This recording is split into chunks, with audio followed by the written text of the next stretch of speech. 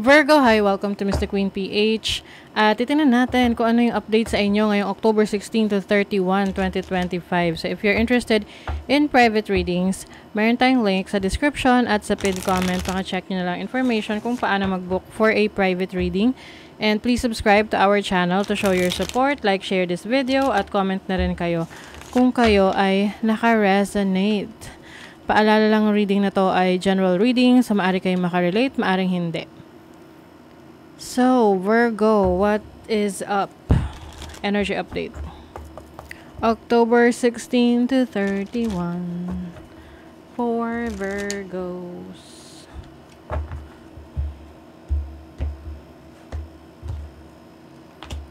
Ooh, wow. Look at that. Success.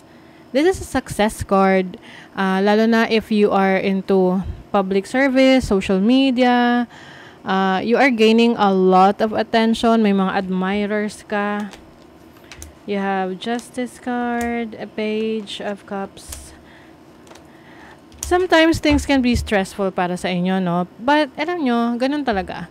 Kapag masyado kayong nagiging busy at marami na kayong na-achieve sa buhay, it can get so overwhelming na parang ang dami mong kailangang isipin, ang dami mong kailangang intindihin, ang dami mong kailangang bigyan ng focus. But, kailangan din na, i-center mo yung sarili mo, collect yourself, at i-manage mo kung ano yung uunahin mo. At anything unnecessary, just let it go. Hindi tipong, alam mong wala na it will not serve anything good sa'yo, let that go. Because I see a lot of good things happening sa inyo ngayong second half ng October. Okay? Just focus on your goals. Oh, 'di ba? You have the Chariot. This is moving forward. Moving to a direction na kung saan you will be more abundant, creative. Ayan, Six of Pentacles. Ang ganda, Virgo. This is also having a good balance, no? Pagdating sa pera nyo, sa income nyo, sa resources nyo, sa needs ninyo. Your needs are all met, and yung iba rin sa inyo, makakatulong kayo sa ibang tao financially, or yung resources nyo, maitutulong nyo sa iba. That's why you are going to be more blessed. You have the King of Pentacles, the Queen of Cups. I think marami kang life's lessons na natutunan, no? In your past. Kaya ngayon, yung natutunan mo na yon na life's lessons, ina-apply mo yan ngayon sa trabaho mo, sa sarili mo. May mga regrets ka kasi rito eh. May mga pinalipas ka na oportunidad na parang maaring inisip mo na, hindi ko kaya yun, kaya wag na lang. Pero ngayon, you know yourself better. Okay? So, meron kayong naririnig na maingay sa background. Anak ko yan. Pasensya na. So, you are moving to a new direction with so much love, with so much compassion sa sarili mo. Alam mo kung ano yung gusto mo. That's the most important thing. At ikaw ay nag-e-explore ngayon, no? Meron ka ina-explore bagong source of happiness. Yung iba sa inyo, this can be a new relationship. Pwedeng international talaga.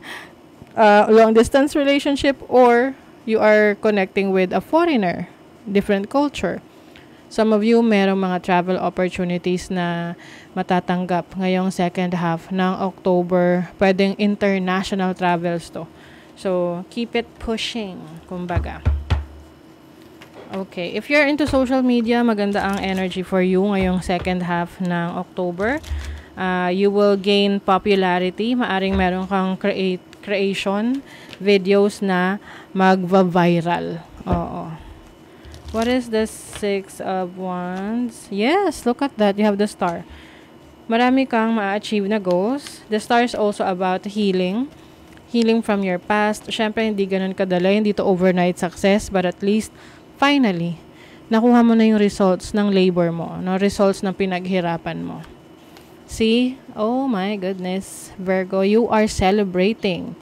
You are celebrating your success with your friends, with your family. Some of you may mga new connections, new friendships that will help you grow your life, grow your business, your career.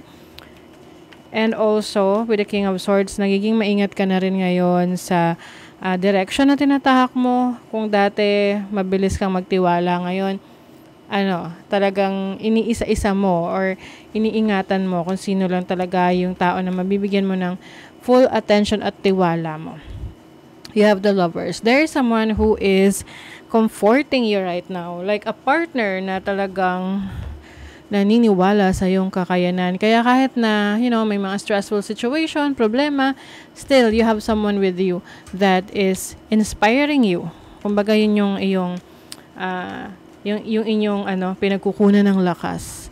Some of you, pwede rin may pregnancy, if you are wanting to have a baby, pwedeng may baby. You have the Two of Swords.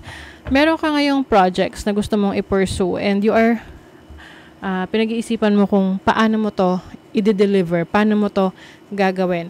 Don't worry, yung iyong instinct, yung iyong intuition, yun yung mag-guide sa inyo. Whether ano yung dapat nyong diskarte na gagawin dyan. So, let's see saan na naman. Kaperahan, money, career, finances for Virgo. Ooh, Two of Wands. Ooh, transformation in your career, trabaho or business. This is definitely success. Papunta ka sa success, okay? Dahil finally, meron ka ng pinili. Kung dati, nasa decision part ka na, ano ba, gagawin ko ba to? Ipupurso ko ba to? Ngayon, nakapag-decide ka na. So, that's one step closer to your goals. And ipagpatuloy mo lang yan, bigyan mo ng attention, alagaan mo, focus, lagay mo yung focus mo, then definitely you will gain a lot of success in your career, in your business, or anumang source of income na pinupurso mo ngayon. And then sa love life, meron talaga ritong love life ng foreigner. And, okay, soulmate energy to, guys. Ito yung tipong, pwedeng dati mo na tong naging connection before. Pwedeng foreigner, pwedeng long distance relationship, dati mo na nakakonect, and then pwedeng magre-resurface, magbabalik ulit, magre-reconnect kayo, you will relive the moments, and this person is someone who's very,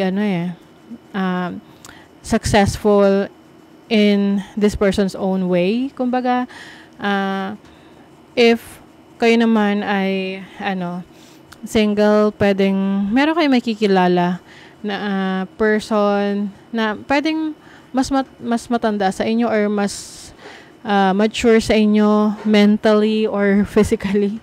And maring ito na yung time na masasabi mo na ay in love ka kasi hindi ka na makatulog sa gabi. Sa kakaisip.